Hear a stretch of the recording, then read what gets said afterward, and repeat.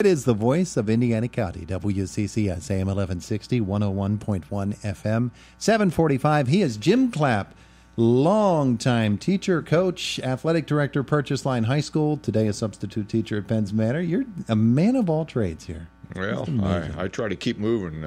Someone told me one time a moving target's hard to hit. You were here a couple of weeks ago talking about the Red Dragon Foundation. Yes, sir. Yeah. Has that happened yet? Yeah, we had it last weekend, and it was highly successful. We honored John Jack Nelson, Erie Insurance from Clymer, and we had a nice crowd, and it went over very well. Terrific. While you were here a couple of weeks ago, and a couple of times before that, you and I were talking about eight-man football, which is played in other states, particularly the upper Midwest. Yes. And just thought we'd get a feel for what it's like. What's eight-man football like? Now, where did you first experience it? Well, I first experienced it. I worked like 17 years in the park, Yellowstone National Park, in the summertime, and I also got an opportunity to be there in the fall sometimes after I retired. And Gardner, Montana, which is in the north entrance of the Yellowstone Park, has eight-man football. And that's where I first experienced it. And now my son lives in Twin Bridges, Montana, and I've attended a lot of games there. I had an opportunity to talk to coaches and students there and so forth. And I'll tell you, I've taken a liking to it because it reminds me of my elementary school days and my high school days, because it's old school. I mean, everybody in a town goes to the game. I mean, if you want to rob the bank, that's the night to do it, you know. But everybody's there, and everybody supports, and the fields are not, turf or anything like that. They have the single wire around, a limited number of bleachers. Everybody stands around the perimeter of the field, just like in the good old days. That's the way I'll put it. Yeah. So what's the construction of a basic offensive unit when you're playing eight-man football? Okay, what they do is they actually, on offense, they take away your offensive tackles, and they take one person out of the backfield. And so you have 5 men on a line of scrimmage, and then you have 3 in the backfield, a quarterback and 2 backs or a flanker or whatever you want to do. And on defense, it's the same thing. They take away the defensive tackles and either one linebacker or one secondary person. And you always have a struggle. I'll tell you why it's a struggle. I talked to some of the coaches out there, and they design defenses, to attack. Some defenses around here read, and go with the offense, and try to decipher what's coming. But out there, the field is only 80 yards long, and it's 40 yards wide. So I was going to ask you if they adjusted the field size. Yeah, it's some states like Oklahoma, and I can't remember the other 2 states, they still maintain a 100-yard field, but they keep it at 40 yards wide. Okay. Now, the thing about that, if you put the ball on the right hash mark on a 40-wide field, you're not going to run to the right too much unless it's power. You're not going to run a sweep to the right. So what they do is they design their defenses to, take the sweep away to the wide side of the field and the power away to the short side of the field. So has it become more of a passing-oriented game? Well, I've seen both. Depends on the makeup of your team. I've seen teams line up, toe-to-toe and, go straight ahead, high diddle-diddle and cat up the middle, and but I've also seen, spread offenses. They put 5 people on the line of scrimmage, but they might spread both, ends, and then put, 2 flankers out. Talking with Jim Klyap today about high school football played with 8-man teams, and as I told Jack, I was reading about 6-man football that is played in Montana as well. Yes. So they've got 8-man and 6-man leagues, classifications actually. Do they have 11-man, what we call normal football too? Yeah, I looked up some statistics, and like in the larger towns like Bozeman, Montana, and Billings, Montana, and Helena, Montana, which is the state capital. Like in Bozeman, Montana, their high school has 2,094 students in it. Okay. And in Helena, Montana, they have 1,555 students. And in Missoula, Montana, they have 3 high schools, and they're all over 1,000 each students.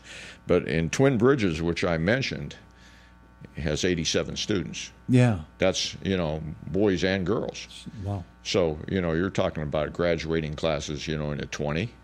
And so you figure they play freshmen. A lot of freshmen play, And the smaller schools are usually under 100 in population in the upper 4 grades. And I would guess there's some distance between some of those schools, too. Oh, yes. Sometimes they travel 3-4 hours to play a game, But like I said, some schools out there are on a 4-day week where they have school 4 days a week, and on Friday they may not have school. Yeah. And they alternate that sometimes where they don't have school on Monday, and have school on Friday. Depends on what kind of activities they have.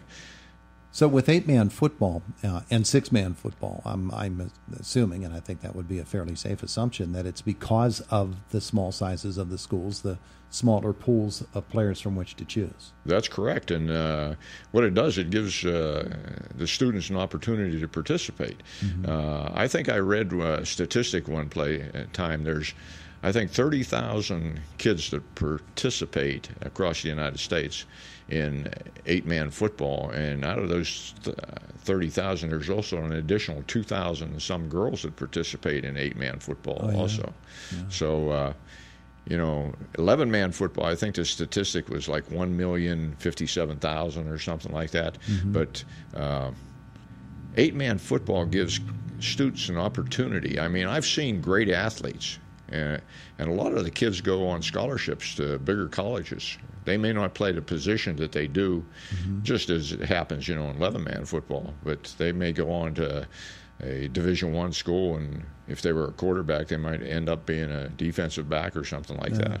Well, Jack mentioned Mansfield when they gave up PSAC football. They went to 8-man, and they play schools like Notre Dame, and so there's actually 8-man football that you can play in college. That's correct. There's college teams, and also I guess there's semi-pro professional teams too that play 8-man football too. Yeah. So overall, not a bad idea. No, it's not a bad idea. You talk about the odd fronts and so forth. The odd front in 8-man football is a 3-man defensive line with 2 linebackers and 3 deep. If you want to play 3 deep, you can only put 3 in a line. If you put four up in a line, you can't play 3 deep, so you have to play 2 deep.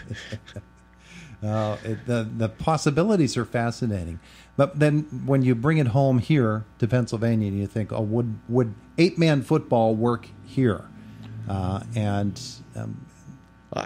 really think it would. I really think it would, because there are a lot of small schools. I think about a lot of small schools that don't have football, and maybe they don't choose to do a co-op program with a larger school, but it would give those smaller schools an opportunity for their students to participate in another sport, 8-man football. Elderton was in that boat before they combined with West Shamokin, and there's other schools around this area. We got Harmony High School out there in our area.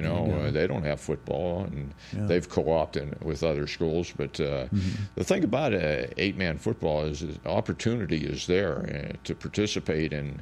And you may have, athletes that never got an opportunity to, participate fully in all the sports that they're capable of participating in. Yeah, that's interesting, because we've got this situation with Salzburg this year with their numbers are lower. We're hearing some of the other schools in the Heritage Conference next year are going to have real difficulty just fielding a football team because of the smaller class sizes that are coming up, and maybe this is a solution for them.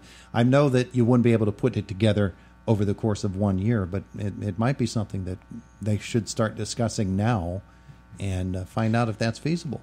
Well, it's an idea. I mean, it's a great game. I mean, the thing about 8-man football, no lead is safe in 8-man football, because I've seen halftime scores out there like 35-0. And guess what? The team that was losing, they come back somehow. You think it's a blowout, but sometimes you have a bad half, and they come back to win. Scoring, 25, 30 points inside of 5 minutes or so is not unheard of in 8-man football, because you have fewer people on the field, and if you have some great athletes and great speed, you can turn around 80 yards in a quick hurry. Yeah, you wonder about a kid that's, say, here's Northern Cambria. They've got 300-pounders on their line, good, big, athletic kids, and they've got a couple of 270s. I think a 260 on the line. They're really big in terms of the body size of these kids. Translate well to 8-man football? Oh, I've seen 300-pounders on 8-man football teams, and I've seen quarterbacks out there that are 6'5", 200 pounds, that run like the wind. Yeah. And, the size, and then I see the other kids, that are, wringing wet, maybe 103 pounds, but they're still participating, and same rules. Same basics. Mm-hmm. You got to tackle, you got to block, and the coaches teach those techniques out there, and it's great. I've been to practices, talked to coaches, and it's a great opportunity for kids, I think, in smaller schools, because there's some schools out there that have like 27, 28 kids in 4 grades, mm-hmm. and they have a 6-man or 8-man football. How about that? And to me, it's amazing. Yeah, it really is, and the kids embrace it. Yep. Terrific. And I love what you said about the town folk really embrace it as well. That's really great. Friday nights, I've been to games out there, and if you want to rob the bank, that's the night to do it, because there's everybody in the town supports it. When you go through the town, the kids' pictures are in the windows, and the town has, Go Hawks or whatever their name is, and they participate. Cheerleaders, they might have 5 cheerleaders, band, they might have, 10 or 11 people in a band, but they still do it. Yeah. They still do it. Terrific. Good stuff. Learning about 8-man football and even 6-man football from Jim Klyap today. That's good stuff. I like it a lot. Maybe that is something that eventually will come here to Pennsylvania. Maybe that's what saves Pennsylvania football. Well, it's football. It's real football. Some people will say, "Oh, that's not football." It's football. I've seen great hits. I've seen great players, and the thing is, the opportunity is presented. PIAA in District 6 always talks about opportunity. Well, there's opportunity for you to participate on the same level. Jim, thanks for coming in and talking to us about that. I think it's just a fascinating subject. Well, I really appreciate you having me, because I love going to those games out there. Yeah. Because what atmosphere. And no turf. It's old 1950, 1960 style, facility, but it's great football played. Yeah, terrific. He's Jim Klyap. He's on his way to school. Thanks, Jim, for being with us. Thanks. Have a great day.